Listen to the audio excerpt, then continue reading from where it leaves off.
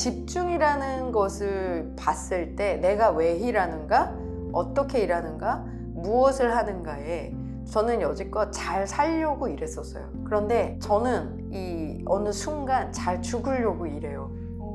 그래서 내가 이 생을 잘 마감하기 위해서는 왜 집중해야 되고, 이번 주에 뭘 하는데 그걸 왜 해야 되고, 그런 why가 들어가기 시작을 하더라고요. 공화국 시민 여러분 안녕하세요. 직장인들을 위한 집중력 수업의 번역자이자 리박스 컨설팅의 정태희 대표님을 모셨습니다. 안녕하세요, 대표님.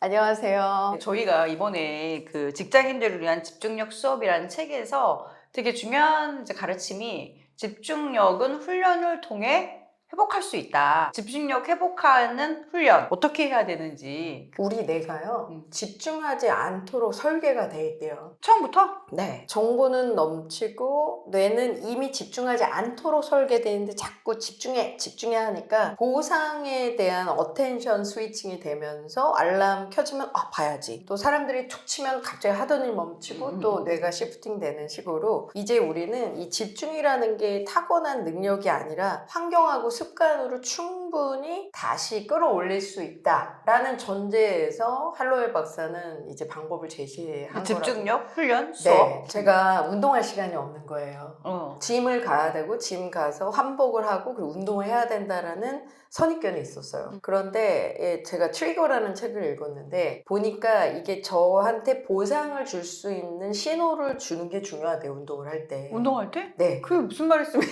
그래서 제가 운동을 네. 스포츠 센터에 가서 운동을 한다라는 것보다 하루에 무의식적으로 할 수 있는 게 있어요. 그게 뭐냐면 양치질이잖아요. 네. 그런데 양치질 3번 할 때 저는 스쿼트를 100번 해요. 양치질 하면서 스쿼트를 하는 거예요? 네. 그거 멀티태스킹 아닌가요, 대표님? 그럴 수 있겠네요. 그런데 저한테 트리거를 주는 거예요. 뇌는 집중하지 않도록 설계되어 있기 때문에 운동에 대한 트리거를 제가 준 거예요.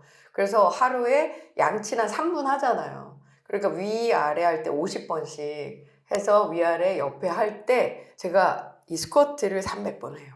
300번. 네, 하루도 빠짐없이. 이걸 보여드릴 수 없고 어떡하지? 껐다 이렇게 하는 거 있잖아. 이렇게 하면서 계속 운동하는 거예요. 이렇게 윗니 아랫니 이렇게 하면서 계속 이렇게. 근데 스쿼트 자세를 잘 해야겠죠. 이렇게 하는 것처럼. 근데 이제 양치하면서 계속 100번 하는 건데 이거 빨리 돌릴 거죠. 아니 근데 그러면 아침 저녁은 집에서 하니까 가능한데 네. 점심은 회사에 있는 네, 회사 상황인데 화장실에서 해요. 진짜 300번 네, 하시는 앉았다 일어났다. 그래서 저 앉았다 일어났다는 분은 누구지 아마 그렇게 생각하실 텐데 계속 앉았다 일어났다. 되게 신박한 방법인데요, 대표님. 괜찮죠? 네. 이거 꼭 한번 따라해보세요. 근데 제가 얘기하고자 하는 게 뭐냐? 집중력도 근육처럼 쓸수록 강화된다라는 거예요. 아니 대표님 그 양치질하면서 스쿼트 하시는 거 그거 진짜 많은 분들이 이거 따라 이거 보시면 저한테 다들 물어보시겠네요. 운동을 하면은 집중력 향상에 도움이 되는. 맞습니다. 집중력을 회복하는 방법이 5가지가 있어요. 그런데 할로웰 박사가 이야기한 게 말씀하신 것처럼 이 운동과 잠이에요. 일단 이 운동은 제가 과업 중심적인 사람이었기 때문에 열심히 했던 것 같아요. 근데 제가 못했던 게 무릎을 탁 쳤던 게 잠이었어요. 잠. 이 잠은 진짜 만병통치약이더라고요. 할로웰 박사가 이야기하는 건 뇌는 일정 시간 깊은 숙면의 시간이 필요하다라는 거예요. 그러니까 우리가 쉬어줘야 얼굴도 좀 피고 목소리도 잘 나오고 집중도 잘 된다고 이야기를 하시잖아요. 그러니까 잠을 잘 자는 것이 집중의 첫걸음이라는 거죠. 뇌 에너지를 끌어올리는 건데 저 같은 경우는 7시간 자거든요. 7시간을 네. 몇 시부터 몇 시까지 주무시나요? 저 같은 경우는 10시에 자서 보통 4시 정도에 일어나요. 종달새이시네요. 근데 이제 그건 사람에 따라 다른데 저는 고요한 아침이 너무 좋거든요. 그래서 저 같은 경우는 아침에 많은 중요한 일을 해내니까 이 책을 읽고 제가 그렇게 습관이 바뀌었어요. 그래서 보통 10시나 11시에 자고 4시나 5시에 알람을 켜고 일어나면 너무 개운해요. 그래서 저는 이 책을 읽고 제일 먼저 고친 습관 제일 제가 잘했다 생각하고 굉장히 많은 혜택을 받는 게 잠이에요. 제가 잠을 잘 자기 시작하니까 다이어트가 되더라고요. 그만큼 덜 먹고 짠 거 먹은 다음에 또 저녁에 술 먹고 그 다음에 또 운동하고 뭐 이렇게 악순환이 계속됐는데 잠을 일정하게 7시간을 자다 보니까 정말로 제 생체 바이오 리듬이 너무나도 좋아졌고 거고 그만큼 굉장히 아주 맑은 시작을 하게 되는 계기가 됐어요. 근데 대부분 현대인들이 수면 부족인데 사실은 잠을 자고 싶은데 잠이 안 와서 불면증에 시달리잖아요. 한 번도 깨지 않고 중간에 이렇게 쭉 이렇게 좋은 수면을 어떻게 유지하실 수가? 제가 이 책을 읽은 다음에 두 번째 많은 공부를 하거나 읽었던 책이 바로 어떻게 수면을 하는지에 대해서 많이 찾아봤거든요. 진짜 너무 찔렸던 게 뭐냐면 나는 멀티태스킹의 1인자야 라고 얘기하는 거랑 잠은 죽을 때나 자는 거야 라고 얘기하는 사람이 많았어요. ATD. 성공하신 분들 중에. 네, ATD 전조 증세가 있는 사람이래요. 그러니까 잠은 저는 사치라고 생각했어요. 그렇지, 잘못 쪼개가면서 더 일을 하니까. 네. 일론 머스크도 잠 안 자고 하잖아요. 그렇죠. 그렇지만 일론 머스크는 그 20분의 타임박스를 잘 밀도 있게 보내는 사람이지만 아마 일론 머스크야말로 잠을 제일 많이 주무실 거예요. 네. 근데 이러한 것들을 이제 공부하다 보니까 우선 이 디지털 기기, 이 전자파와 우리 뇌를 자극하는 이 팝콘 브레인의 상태에서 넘어서는 게 굉장히 중요합니다. 우리 자체가 매일매일 팝콘 브레인에 자극돼 있고 노출돼 있기 때문에 조금 뭔가 맛있게 익어가는 그러한 상황이거든요. 그렇기 때문에 잠자기 전에는 핸드폰이나 디지털 기기를 멀리 해놓는 거예요. 저는 항상 부엌에 놔요. 핸드폰을. 네. 그리고 자기 이제 한 2시간이나 3시간 전에 절대 먹지 않고요. 아. 네, 그리고 뇌가 이제 움직이지 않게끔 뇌를 서서히 전원을 끄게 하는 그런 의식을 해가는 거죠. 아. 네, 그래서 뭐 반신욕을 한다든지 그렇게 제 몸을 좀 아껴주기 시작한 계기가 된 게 이 책이에요. 근데 이제 대표님께서는 이제 잠자기 전에 뭐 핸드폰을 저기 부엌에 갖다 놓고 이제 멀리 떨어뜨리고 하지만 저는 사실은 이제 마지막에 잠자기 전에 네.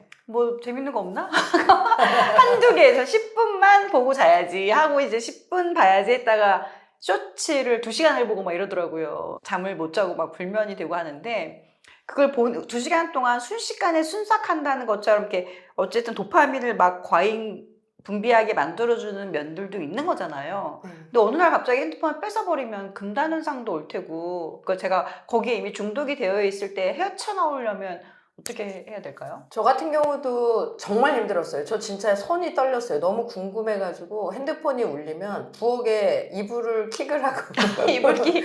다시 한번 그걸 봐야만 했고 막상 이 체크를 해보면 별거 아닌 메시지가 와 있고 또 어떨 때는 그렇게 정말 다짐을 했건만 이게 근육과 똑같고 운동과 똑같듯이 진짜 계속적으로 할 때 늘어나는 건데 아 정말 유튜브 재밌잖아요. 저도 계속 이게 연이어지는 거예요. 그렇게 하다 보면은 결국 다시 원점으로 올 수 있는데 할로웨 박사가 이야기한 바에 의하면 결국 우리 뇌는 도파민에 먹혀 있다라는 거죠. 그러니까 도파민을 적어도 조금 절제할 수 있는 습관이 필요한 거고 작은 승리감을 맛볼 수 있도록 가령 1시간 또는 저 같은 경우는 이제 8시 이후는 핸드폰을 안 해요. 저녁 8시 이후로. 예, 가끔 대표님 전화하시는데 제가 죄송해요. 이 자리에 있어. 한 8시 이후에는 아예 안 해요. 아. 안 받아요. 네, 못 받아요. 왜냐면 진짜 졸음 상태거든요. 거의 잠을 자야 되는 상황이고 불가피한 저녁 식사 약속이 있을 때만을 제외하고는 거의 핸드폰을 꺼놔요. 저는. 와, 되게 바른 생활. 네, 아니 제 뇌가 너무 빠르게 돌아가니까 다음날 맑게 이 공장에 돌아가려면 제 뇌도 예쁘게 아껴줘야 된다는 거죠. 그리고 이거 진짜 제 꿀팁인데 저랑 해외 출장을 가신 분들이 증인이신데 제가 항상 가지고 다니는 게 있는데 뭔지 아세요? 아, 저 같이 갔을 때 네, 베이징 보셨죠? 갔을 때 베이징 수면 갔을 때. 베개인가? 그쵸. 제가 베개를 들고 다니는 거 보셨죠? 네네. 저는 이 수면 도구가 저한테 제일 중요해요.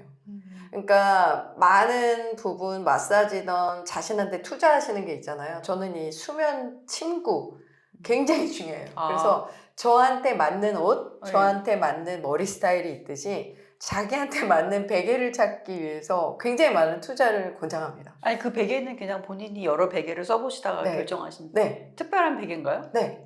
어떤 저한테 제 목과 제가 어깨가 안 아프고 항상 숙면을 취하게 해주는 그 면, 그 촉감 이런 게 저한테 맞는 게 있어요. 높낮이. 근데 그 높이가 저한테 잘 맞고요. 항상 그 면의 그 촉감 늘 그게 비싼 게 아니에요. 하지만 그건 저한테 맞는 거거든요. 그래서 저는 항상 그 수면 리추얼을 항상 출장 때 가져다녀요. 그러시구나. 네.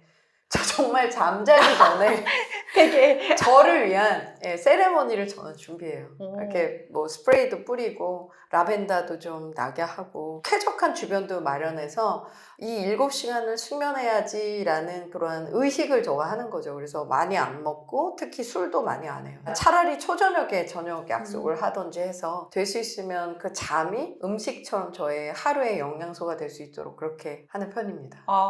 그렇게 해서 잠을 충분히 자면서 그 다음날 굿 컨디션으로 일도 하고 사람도 만나고 그렇죠. 그렇게 하시는 걸로. 네. 두 번째 제시하는 집중력 회복 방법은 명상과 이 마음 관리예요. 저도 이 많은 또 운이 좋아서 세계적인 회사에 있었잖아요. 뭐 마인드풀니스라든지 명상 이런 프로그램을 너무 많이 강요당하면서 배웠거든요. 글로벌 기업에서는 이미 그런 게 오래전부터 채택이 됐었나요? 그럼요.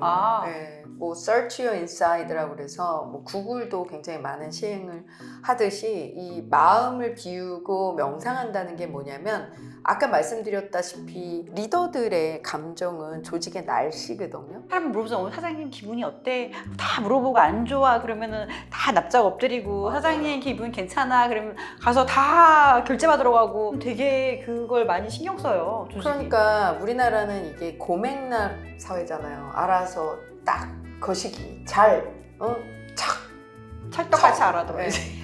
이렇게 하는 나라인데 상세하게 얘기도 해주지 않을 뿐더러 이 리더의 무심코 나오는 그 말 한마디로 인해서 조직이 싹 얼어붙잖아요. 그런 것도 그런 것이거니와 불필요하게 일에 집중하지 못하게 하는 나 자신에게도 감정의 이 요동이 치다 보니까 스스로가 스스로에게 무엇을 원하는지 이것을 왜 하는지에 대해서 절대 정신선상에서 감정과 뇌가 연결이 안 된다는 거예요. 그럴 때 차단해주기. 그러니까 멈추기, stop. 왜 우리 옛날에 얼음 하면 땡 할 때까지 가만히 있는 거 있잖아요. 뇌가 그런 습관이 필요한 거예요. 저만의 얼음땡이 있어야 되거든요. 그래서 이 얼음땡이 뭐냐면 나만의 빈칸을 만드는 거죠. 그 미국에서도 가장 많이 팔린 책이 5 Second이라는 책이잖아요. 화난다. 5, 4, 3 2, 1. 잠깐만요. 지금 뭐라고 그랬죠? 조금 있다가 이야기하면 안 될까? 요게 낫거든요.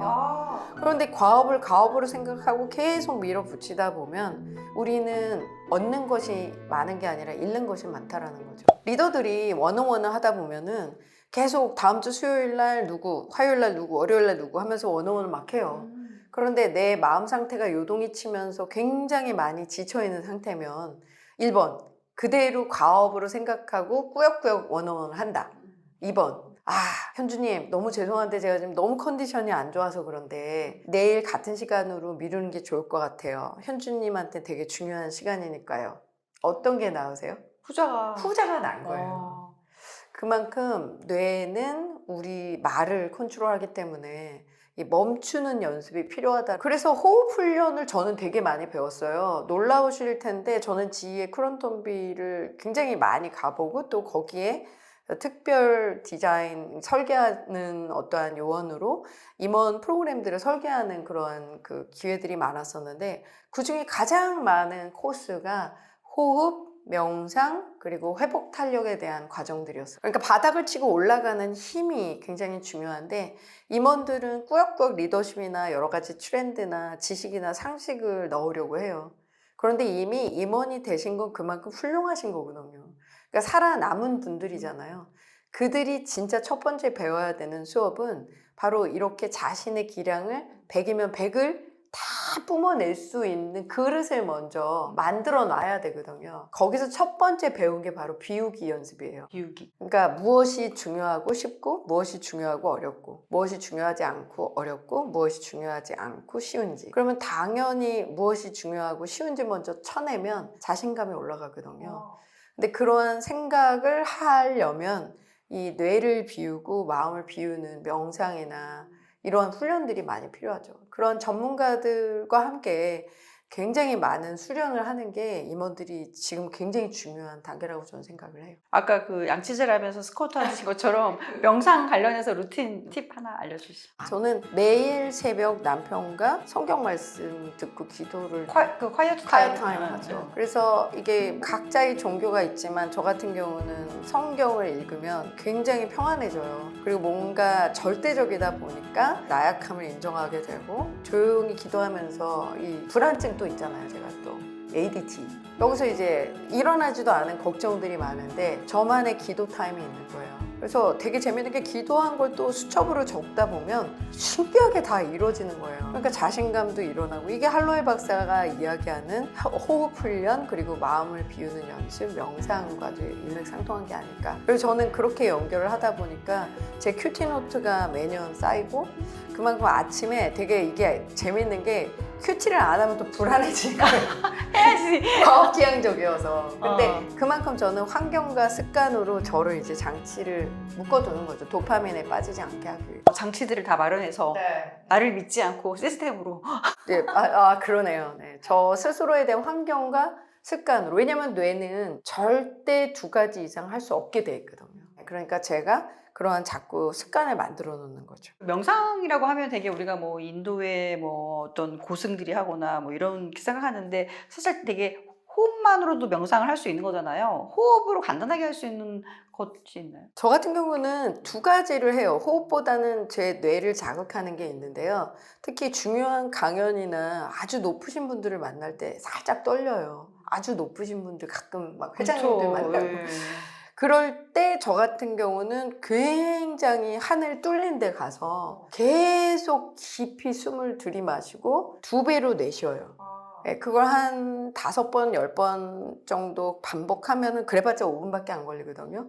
그러면 뇌가 뻥 뚫려요. 깊이 숨을 마셨는데 그걸 2배로 뱉는다는 거는 그러니까 1분에 숨을 마셨으면 2분 동안 뱉는다는 건가요? 그러면 죽죠. 1분 동안 숨을 그러니까 2배로 뱉는다는 게 어떤 그러니까 예를 들어 하면 이게 그걸 네. 통해서 이렇게 마음을 좀 네, 통제하시고 좀 이렇게 올라간 거를 쭉 가라앉히다 보면 뇌가 정리가 되는 걸 느끼시게 돼요. 근데 사실 저는 전문가가 아니기 때문에 이러한 관련된 동영상 한번 보시고 이게 마인드풀니스라고 하거든요. 아, 내가 의자에 앉았구나. 의자에 지금 닿았는데 차갑네. 차가운데 오른쪽에 있는 허리는 지금 약간 내가 통증이 있네. 딸기를 드실 때 약간 씹히는 맛이 있네. 이와 닿을 때 차갑네. 이런 게 알아차린다라고 해요. 그래서 뭘 드시고 뭐 사물과 부딪힐 때 내가 말을 할 때 지금 구성원들이 어떠한 생각을 하는지 알아차리고 이야기하는 사람이 있고 그냥 내뱉는 사람들이 있거든. 그러니까 이렇게 스스로 마인드풀니스 마음 관리를 할 때에는 지금 이 시간 내 앞에 있는 사람한테 집중할 수 있다는 거죠. 그러다 보니까 이게 리더십으로 살짝 좀 얘기를 드리면 지금 판이 돌아가는 걸 아는 것을 우리는 메타인지라고 하거든요. 이 상황 돌아가는 걸 잘 아는 게 중요한데 리더들이 제일 불행한 분들이 지금 이 상황판을 못 읽고 마구 쏟아붓는 분들이 계세요. 메타인지도 안 되고 독재자들 근데 착한 분들도 가끔 혼자 이야기하시는 분들도 많잖아요. 그렇지 않더라도 그러니까 이게 뭐냐면 자신이 알아야 되는 걸 모르는 사람, 모르는 걸 모르는 사람. 근데 최악은 자신이 모르는 걸 아는데도 알려고 하지 않는 사람이 최악이라는 거죠. 알면서 알려고 하지 않는 거. 예, 모른다는 걸 알면서. 그렇죠. 그래서 리더들의 특징을 가만히 보면 이렇게 멈추고 비워야 들어오잖아요. 그런데 계속 그 구성원 또는 과업에 집중을 하지 못하다 보니까 계속 자기 말만 하면서 답정너가 되는 거예요. 직장 생활에서 결론은 스스로에 대한 관리가 되면 이미 좋은 리더가 될 수 있는 확률이 높다라고 말씀을 드릴 수 있어요. 수신제가 지구평천하. 리더의 감정은 조직의 날씨다. 이 말을 꼭 드리고 싶어요. 집중력을 회복시키는 또 방법 알려주시면. 가장 중요한 거는 관계예요. 예, 저도 직장 생활에서 가장 힘들었던 건 결국 관계였는데요. 그렇죠. 일은 아무리 어려워도 할 수 있어. 비폭력 대화가 더 힘들잖아요. 폭력적인 대화는 뭐 말할 것도 없이 뭔가 이 말로 인해서 사람을 죽이고 또 살릴 수 있죠. 그래서 이러한 우리 자신에 대한 울림통 관리가 필요한데 이러한 것들이 이제 나로 인해 집중력이 흐려질 수도 있고 또 상대와의 관계로 인해 집중력이 흐려질 수가 있는 거죠. 관계가 긍정적일수록 이 정서적인 에너지가 회복이 되는데 이 긍정적 인간관계를 가질수록 집중력이 올라갈 수밖에 없는 거예요. 좋은 인간관계를 가져야지만 네. 집중력이 올라가는 거잖아요. 그렇죠. 맞습니다. 제가 혹시 그동안 잘못한 게 있으면 이 저는 항상 자리를- 대표님 팬입니다. 하버드 집중력 수업에서 할로웰 박사가 이야기한 것 중에 되게 재미있는 한 줄이 있었는데요. 정말 제발 한 가지만 해줘 라고 막 계속 아우성을 친대요, 우리 뇌가. 오늘부터 꼭 기억을 하자고요, 모두 다. 저도 다짐을 하는데 그냥 한 가지밖에 못한다는. 뇌는 한 가지밖에 못한다. 그렇기 때문에 우리가 일상에서 좋아하는 일, 잘하는 일, 의미 있는 일, 뭐 굉장히 많잖아요. 그런 인생의 보람을 느끼려면 그만큼 잘하는 일만 해서도 허무할 수 있다는 거예요. 저는 인사에 대해서 웬만큼 굴욕이 있거든요. 그렇죠. 그것만 한다고 행복하세요? 그렇진 않겠죠. 아니잖아요. 다른 많은 게 또 기타도 쳐야 되고 또 맛있는 것도 드시러 가야 되고 그래서 이런 열정 관리를 하는 게 집중력에 굉장히 중요하다는 열정 거죠. 관리가. 어느 정도는 좋아하고 잘하고 또 사회적 소명과 사명이 있잖아요. 또 기부도 하시고 또 조금 더 도움이 필요로 하는 NGO 활동도 하시면서 이러한 면들이 겹치는 스윗스팟을 찾으려고 하는 게 굉장히 삶에 활력에도 좋고 내가 하는 일에 의미 부여를 하는 뇌가 터질 수 있다라고 이야기를 하더라고요. 어떻게 요즘 스윗스팟을 잘 찾으셨어요? 저는 아직 ADT예요. 오늘부터 이제 대표님. 저는 이 책을 읽었던 시점은 아니지만 리박스를 만들면서 기부라는 걸 한번 생각을 해봤어요. 제 열등감을 감추려고 하면서 잘난 거를 보여주는 게 자신감을 생각했던 시절이 있었는데 그게 아니라 나의 치부를 정말 자신있게 이야기하는 게 자신감이구나 라고 생각하면서 정말 두려움이 얼마나 많았겠어요. 제가 리박스 딱 사업자 등록하니까 은행에서 어머님 들어가세요 대출 안 됩니다 이러더라고요. 그래서 저는 어느 회사에 나 부사장이었는데요 하니까 코웃음을 치면서 죄송합니다 저기 다음 손님 이러더라고요. 옛날에 화려했던 명함은 필요 네. 없는 건가요? 네. 저는 얼마나 형편없었냐면은 기사에 회사차 타고 다녔잖아요. 맞아요. 비서분 있으시고. 근데 딱 프리 선언하고 땡땡 커피에 딱 힐 신고 딱 선글라스 끼고 버스를 탔어요. 버스 기사가 아줌마 내려 이러는 거예요. 커피 들고 있으면 그러니까요. 아유. 제가 처음 알았다는 거죠. 정말 저는 과업 1, 1, 1, 1. 그러니까 집중력을 항상 최고로 안고 살았다고 생각했는데요. 저는 가장 산만했던 사람이었다라는 게 뭐냐면 저의 주변의 삶에 있어서 중요한 걸 다 놓치고 살았던 거예요. 과업만 열심히 했고 인정받았지. 그런데 제가 딱 리박스를 창업하고 여러 가지의 다짐을 한 것 중에 기부를 한번 해보자. 지금 현재 네. 그 저기 1억 기부. 필란트로피스트. 네. 네. 대단하세요 대표님. 네. 와. 감사합니다. 이 필란트로피스트가 되려고 한 건 아니었는데 어떻게 직장인이 1억 이상 기부를 해요? 근데 저는 아까 말씀드린 바와 같이 제가 좋아하는 일이 있고요. 제가 정말 전문적으로 잘하는 일이 있더라고요. 그리고 또 여러 가지 의미 있게 제가 생을 마감하기 전에 조금 더 기여하고 싶은 부분도 제 나름대로 있어서 그 스윗스팟을 찾아야겠다 생각했고 거기에 기부가 있는 거. 거기에 기부가 있었어요. 아, 근데 그거 아세요? 교집합 안에 기부하는 사람들 특징 아세요? 기부하는 사람들 어떤 특징을 갖고 계세요? 1억 이상 기부하는 모임이 필란트로피스트인데요. 기부하는 사람들의 특징이 진짜 저쪽 위에 계신 분들 빼고 기부하기 위해서 열심히 일해요. 기부하기 위해서. 네. 기부해야 되니까. 돈이 남아서 기부하는 게 아니라 기부를 하기 위해서 열심히 일한다. 그래서 이 1억이라는 게 어마무시하게 큰 돈이잖아요. 그렇죠. 직장인이 1억을 기부한다는 게 저축하기도 힘들어요. 왜? 근데 1억을 이건 진짜 돈이 많아서가 아니라 진정한 나눔. 그러니까 동물을 키우려면 정말 사람과 똑같이 진짜 책임을 져야 하는 마음이 있을 때 애완견을 같이 품잖아요. 똑같아요. 기부도 진짜 그런 나눔에 대한 정신이 없으면은 이게 그냥 제스처가 되거든요. 저는 그런 기부하셔서. 열정 관리, 할로웨 박사님 얘기하신 게 집중력을 관리하는 데 되게 중요하다. 그 교집합을 찾는데 대표님께서는 기부하시는 것도 그 교집합 안에 하나가 있어서 네. 기부를 하셨고 지금 얼마 하신 거예요? 지금 한 1억 5천 정도 한 것 같아요. 지금까지 1억 5천이 하셨다고요? 네.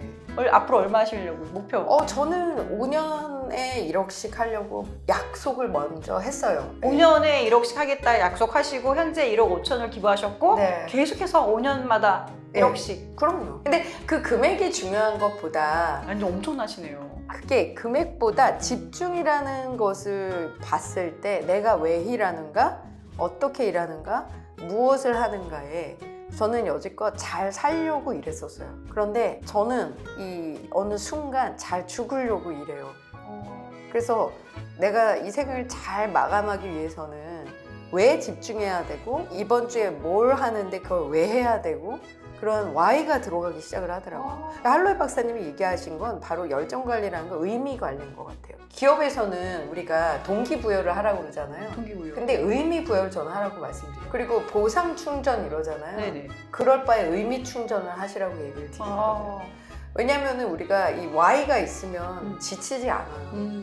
그만큼 의미가 있고 굉장히 보람을 느끼거든요. 그래서 마찬가지로 그 기부던 지금 하고 있는 일에 대해서 어떠한 삶의 선상에서 연결이 되는지, 그게 가족일 수도 있고 외부의 어떠한 도움을 필요로 하는 사람일 수도 있는데, 그렇게 저 같은 경우는 기업의 리더나 조직원들께 정해진 기간 안에 어떤 컨설팅을 해드리잖아요. 그럼 너무 고맙다고 하시고 우시는 대표님도 계세요. 그러면 이 도파민이 마구 나오는 거예요. 남 돕거나 잘 되게 해주셨을 네. 때 도파민이 나오시는구나. 그래서 그러한 열정 관리를 자신의 그 여러 가지 삶의 방식에 맞게 좋아하는 일, 그리고 잘하는 일, 그리고 의미 있는 사회적 가치가 또 연결되는 일들을 겹쳐서 스윗스팟을 찾는 것이 집중력을 더 강화시킬 수 있는 하나의 환경적 요인이 될 수 있다라고 할로이 박사님이 얘기하셨죠. 삶이 생각보다 단조롭다고 생각하지만 바쁘게 움직이는데 의미가 들어가면 그만큼 스스로가 뿌듯해요. 근데 그 뭐 이렇게 스크롤 계속 느리고 보거나 아니면 쇼츠를 그때는 재밌다고 생각하고 보지만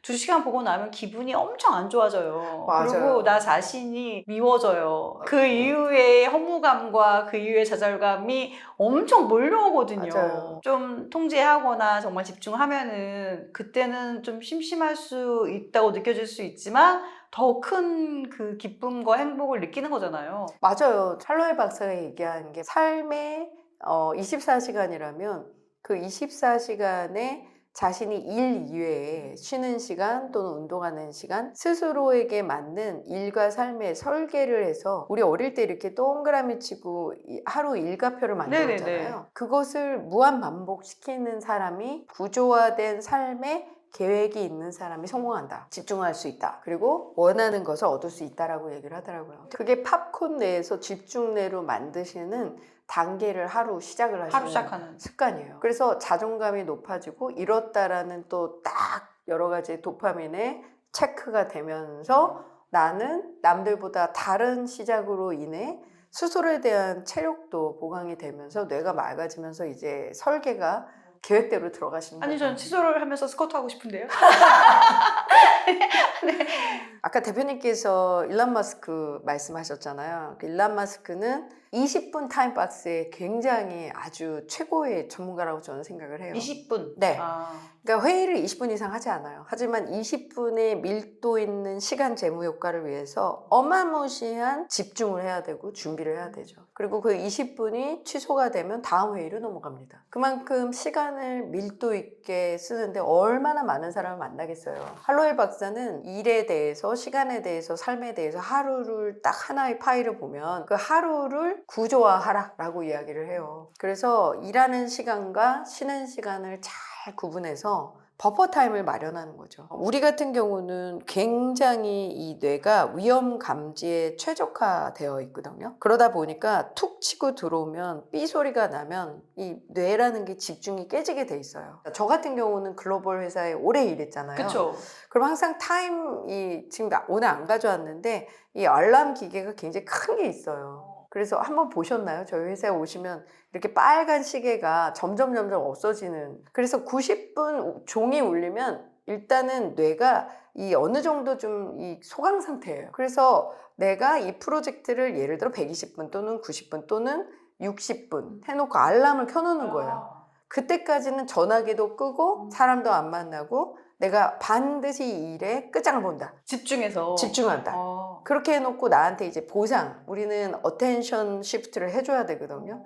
그래서 이 보상에 대한 거를 너무 뇌가 자극, 도파민을 빵 또 팝콘 브레인을 또 해줘야 집중뇌가 또 다시 우리한테 찾아오니까 15분 뭐 담배 피시는 분은 담배 피시고 하늘 보시고 심호흡하고 뭐 다과를 드시거나 멍을 때리거나 이렇게 해서 자신이 일을 하는 것, 취미 생활을 하는 것, 운동하는 것 이런 걸 좀 구조화하는 것을 정말 많이 강조를 하시더라고요. 그렇게 하고 계시는 거. 그렇게 매일은 못하죠. 근데 저 같은 경우는 그건 있어요. 타임블락은 저는 많이 합니다. 이게 정답은 아닌데 할로에 박사 책을 읽고 자신감을 가진 게 저는 항상 일기를 쓰거든요. 매일? 네. 근데 매일 그 밤. 일기가 오늘은 뭐 날씨 흐림 이게 아니라 예를 들어 그날 반드시 꼭 해야 될 일이 있어요. 오늘 같은 경우 대표님 만나서 유튜브 찍는 게 제 하루 3가지 일 중에 가장 중요한 일이었거든요. 네, 감사합니다. 네. 이렇게 하루에 3가지 일만 하면 정태희 너 오늘 최고야. 그리고 너는 무조건 쉬어. 그리고 내일은 어떤 중요한 일이 있으니까 이것만 기억해. 요렇게 저한테 타임블락을 해놓는 거예요. 그러니까 오늘 같은 경우는 저녁 약속, 그 다음에 대표님 만나고 오전에 이제 강연이 있었거든요. 그러면 오늘 3가지를 하면 저는 진짜 너무나도 최선을 다한 거예요. 오늘. 네. 그럼 저한테 보상을 줘야죠. 드라마 봐야죠, 이제. 드라마. 그런. 싹 속았수다 봐야지. 저한테 이제 위로해주고 또 어느 정도 잘 시간에 자고 이렇게 해서 마음이 심리적으로 저 스스로가 예측 가능하게 장치를 마련해 주는 거죠. 일기를 쓰신다고 하셨는데 내일 일기를 오늘 쓰시는 건지 오늘 일기를 반성해서 쓰시는 건지. 자기 전에 내일 어떤 일이 일어나고 이번 주가 어떤 일이 있는지를 우선 봐요, 큰 그림을. 그리고 아침에 일찍 일어나는 편이니까 가장 조용한 시간에 저라는 멋진 작품이 이 세상을 향하여 움직이기 전에 내가 오늘은 어디에 집중해야 되는지 어디 한번 보자라는 마음으로 열어봐요. 그러면 반드시 이뤄야 될 게 있고 오늘 안 해도 되는 게 있더라고요. 나만의 또 막 닥부라고 하잖아요. 다이어리 꾸미기. 그런 식으로 요즘은 전자 또 다이어리도 많고 해서 스스로를 보상을 자꾸 주는 거예요, 저한테. 네, 그래서 저는 그 3가지를 하는데 아침에 기억을 하게 하고 그 이외에 틈을 날 때 뭐 스쿼트를 하던 아니면 사우나를 가던 아니면 대표님 같이 친구를 만나던 이렇게 해서 저 스스로에 대해서 보상을 주는 거죠. 우리 자신이 이 계속 계획 없이 왔다 갔다 하면 어떤 일이 터지냐면요, 우리가 길을 그냥 걸어가는 게 있고 그 길을 알고 가는 게 있잖아요. 그런데 할로에 박사가 이야기한 걸 보면 이 주의력 전환 비용이 든다라고 얘기를 해요. 계획 없이 회의하다 말고 메신저하고 메신저 하다가 동시에 메일 쓰고 메일 쓰다가 다시 회의로 돌아오고 회의하다가 다시 화장실 갔다 온 다음에 다시 구성원이 가져온 간식 먹다가 먹고 보자 한 다음에 다시 회의로 하고 이러면 우리는 계속 돈을 낭비하는 거죠. 근데 이거를 할로에 박사는 주의력 전환 비용이라고 이야기를 하는 거예요. 그래서 계획을 세워놓고 뽀개버리는 거예요. 그리고 저 스스로 내게 잘했어 칭찬, 그리고 쉬는 것도 계획하죠. 그래서 스스로가 결국 일은 느려지고 머리는 지치고 성과는 줄어드는 이 악순환에 조금 더 구조화하는 걸 한번 시도해 보시면 조금 나에 대한 자신감도 좀 더 늘어나고 집중을 할 수 있지 않을까 싶습니다. 구조화 만들기 되게 중요한 걸 주셨습니다. 당장 오늘부터 대표님 만나기 이전과 대표님 만나고 이후로 나누어질 것 같은데요? 근데 여기서 중요한 건 60분하고 10분씩 뭐 50분하고 10분 계속 하라는 게 아니에요. 그냥 작은 시도 있잖아요. 딱 하루 90분만 집중하게 뭐 이렇게 작은 시작을 저는 하는 거를 그렇죠. 권장드려요. 그냥 하루에 그냥 조금 업무 시작 전에 핸드폰 끄기 뭐 이런 식 있잖아요. 저처럼 회의할 때는 비행기 모드 뭐 이런 식으로 뭐 점심 식사하시고 10분 동안만 진짜 멍 때리기. 아무것도 안 하는 거예요. 그냥 햇빛 보면서 광합성하기 뭐 이런 식으로 약간 하루 끝에 가장 집중했던 시간이 언제였는가라는 숙고를 하다 보면 이런 습관들이 만들어지지 않을까 싶어요. 아주 작은 습관들부터 작은 습관. 시켜나가면 좋을 것 같습니다.